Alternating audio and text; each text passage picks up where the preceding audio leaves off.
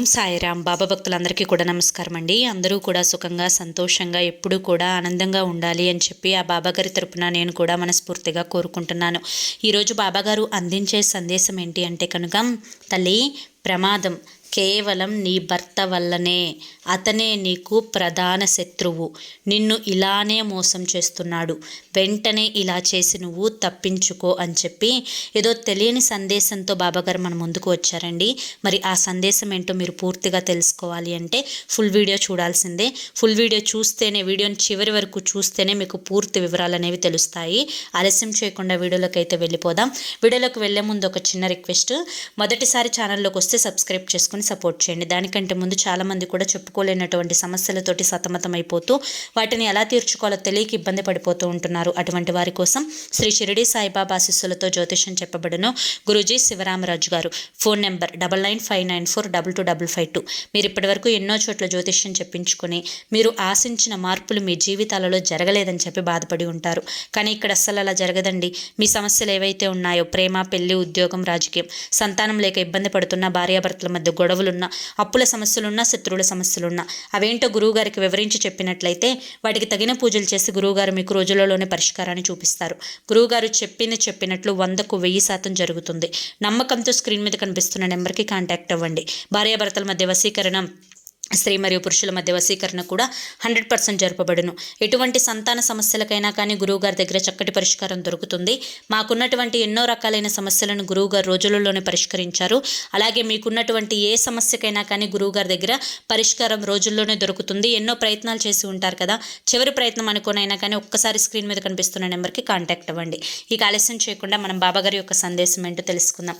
తల్లి, ప్రతి స్త్రీకి కూడా తమ జీవితంలో వివాహం కాకముందు తమ జీవితం తమ తల్లిదండ్రుల యొక్క బాధ్యతతోటి ఏం జరిగినా, ఏ భయం వేసినా, ఏ కష్టం వచ్చినా, నష్టం వచ్చినా మాకు మా అమ్మ తోడుగా ఉంది, మా నాన్న తోడుగా ఉన్నాడు అని చెప్పి చాలా ధైర్యంగా బ్రతుకుతుంది. అదే స్త్రీకి వివాహం జరిగిన తర్వాత కష్టమైన, నష్టమైన, దుఃఖమైన ఏదైనా కూడా తన భర్త, తన తల్లిదండ్రులు ఎంత భరోసాను ఇచ్చారో తమ భర్త నుంచి కూడా అదే భరోసాని, అదే ధైర్యాన్ని ఆ యొక్క ఆడపిల్ల కోరుకుంటుంది. కానీ నీ జీవితంలో ఇది అందరినీ ఉద్దేశించి చెప్పేది కాదండి. 100 మందిలో 70% మందిని ఉద్దేశించి చెప్పేది. మిగతా 30% మందికి మంచి భర్తలు దొరుకుతారు, ఎంతో ప్రేమగా వారిని చూసుకుంటారు, కొంచెం కష్టం వచ్చినా కూడా అల్లాడిపోతారు. కానీ మిగతా 70% మంది స్త్రీలు మాత్రం తమ భర్తల వల్ల అనేక రకాలైనటువంటి అగచాట్లను పడుతున్నారు. కారణం ఏది ఏమైనప్పటికీ కూడాను నా భార్య నా కింద బానిసలాగా పడి ఉండాలి, అలాగే తను చెప్పింది ఏది నేను చేయకూడదు, తను చెప్పిన దానికి వ్యతిరేకంగా నేను చేయాలి, తన మాట ఏది నేను వినకూడదు, వింటే నాలో అహం దెబ్బతింటుంది, నేను దర్జాగా తీసుకొచ్చి పెడుతుంటే నేను సంపాదించిన ధనాన్ని కూర్చొని తింటుంది, తనకు నేను ఏమాత్రం విలువని ఇవ్వకూడదు, తన మాటలని నేను గౌరవించకూడదు, తన మీద ఏ రోజు ఆధారపడకూడదు, తను ఏదన్నా చెప్పింది అంటే అది విన్నాను అంటే కనుక తన కింద నేను లొంగి బ్రతికినట్లు అవుతుంది. అలా వినకుండా ఉంటేనే నాకు గౌరవం అనేది పెరుగుతుంది. లేదా సమాజంలో వీడు పెళ్ళాం మాట వినేవాడు, వాడి పెళ్ళాం ఏది చెప్తే అది చేసేవాడు, వీడు ఒట్టి ఆడింగిలోడు అని చెప్పి రకరకాలైనటువంటి ముద్రలు నా మీద పడతాయి. అలా కాకుండా వీడు పెళ్ళాంకి ఏది చెప్పడు, వాడికి నచ్చింది చేసుకుంటూ పోతాడు, చిక్కడు దొరకడు అన్నట్లుగా ఉంటే నాకు సమాజంలో విలువ పెరుగుతుంది. అలాగే నేను ఏదైతే చెయ్యాలి అంటానో అదే నా జీవితంలో జరగాలి. తన ఇష్టాలకి కానీ, తన మాటలకి కానీ, తన మనోభావాలకి కానీ నేను ఎక్కడా కూడా ఏ గౌరవం ఇవ్వకూడదు. ఎందుకంటే ఇది నా జీవితం, నాకు నచ్చినట్లుగా నేను బ్రతుకుతాను. తను నన్ను పెళ్లి చేసుకొని నా జీవితంలోకి వచ్చింది కాబట్టి తను కూడా నాకు నచ్చినట్లుగానే బ్రతకాలి, నా పాదాల కింద చెప్పులాగా తనని పెట్టుకోవాలి అని చెప్పి నీ భర్త నీ గురించి ఇలాగే ఆలోచిస్తున్నాడు అని చెప్పి ప్రతి క్షణం నువ్వు మనోవేదన చెందుతూ ఉన్నావు. అలాగే ఏ కష్టం వచ్చినా సంతోషం వచ్చినా మనస్ఫూర్తిగా తనతో పంచుకోవాలి అనుకుంటూ నీ మనసు పదే పదే ఆరాట పడిపోతూ ఉంటుంది. కానీ అతను నీతో మాటలు తక్కువగా మాట్లాడతాడు, అలాగే తను చేయాలనుకున్నది చేస్తాడు. నీతో కాసేపు మాట్లాడినా కొంచెం సేపు కూర్చున్నా కానీ ఏదో ఒక భారంగా బరువుగా కూర్చున్నట్లు అనిపిస్తుంది నీకు. కానీ అతనిలో ఏ మార్పు అనేది తీసుకొచ్చే ప్రయత్నం నువ్వు చేసినా పూర్తిగా ఆ ప్రయత్నంలో నువ్వు విఫలమైపోతావు. నీతో ఉండటం కంటే తన స్నేహితులతోటి, తన బంధుమిత్రులతోటి, అలాగే తన యొక్క వ్యాపార స్థలం దగ్గర ఉండటానికి ఎక్కువగా ఇష్టపడుతూ ఉంటాడు. తనకు నచ్చింది చేసుకుంటూ వెళ్తాడు. నీ మనోభావాలకి కొంచెం కూడా రెస్పెక్ట్ అనేది ఇవ్వడు. ఇలా వీటన్నింటి గురించి ఆలోచించుకుంటూ మనసుని పాడు చేసుకుంటూ ఉన్నావు.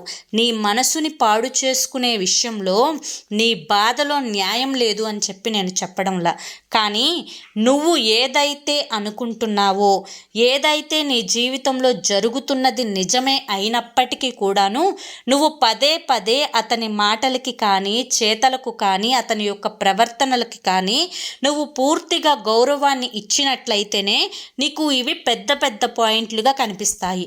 ఎప్పుడైతే అతను నీ మాట వినడం లేదు అని చెప్పి నువ్వు కనిపెట్టుకున్నావో అప్పటి నుంచి నీలో మార్పు రావడం అనేది మొదలవ్వాలి.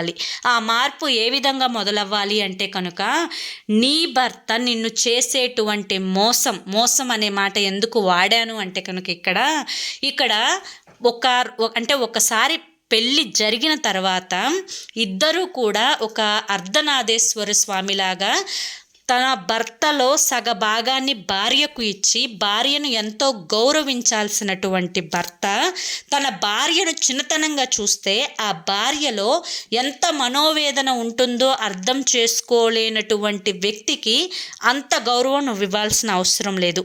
అలా అని చెప్పి అతన్ని లెక్క లేకుండా చూడమని కూడా నేను నీతో చెప్పడం లేదు. కాకపోతే నీ మనోభావాలను దెబ్బతీసుకోవాల్సిన అవసరం లేదు. అంతగా ఆలోచించి నీ మనసుని పాడు చేసుకోవాల్సిన అవసరం లేదు. నీకు విలువివ్వనప్పుడు నువ్వు పదే పదే అతని యొక్క విలువ కోసం ఎగబాకాల్సినంత అవసరం లేదు. నీకంటూ ఒక ఆత్మగౌరవం, నీకంటూ ఒక జీవితం, నీకంటూ సంతోషంగా గడిపే సమయం, ఇవన్నీ కూడా నీ హక్కుని నువ్వు ఉపయోగించుకునే ప్రయత్నం చేయాలి.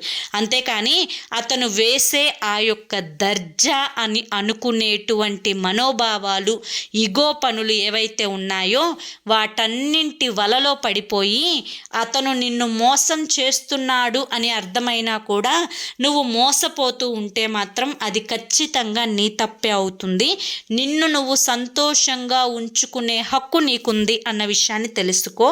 ఇది తెలుసుకుంటేనే నువ్వు సంతోషంగా ఉండగలుగుతావు. అర్థమైందా అని చెప్పి ఈరోజు బాబాగారు మనకి చాలా చక్కటి సందేశాన్ని అందించారండి. మరి ఈ సందేశం మీ అందరికీ కూడా నచ్చింది, అర్థమైంది అని చెప్పి అనుకుంటున్నాను. నచ్చింది, అర్థమైంది అని చెప్పి అనిపిస్తే వీడియోకి ఒక లైక్ ఇవ్వండి, హైప్ ఇవ్వండి.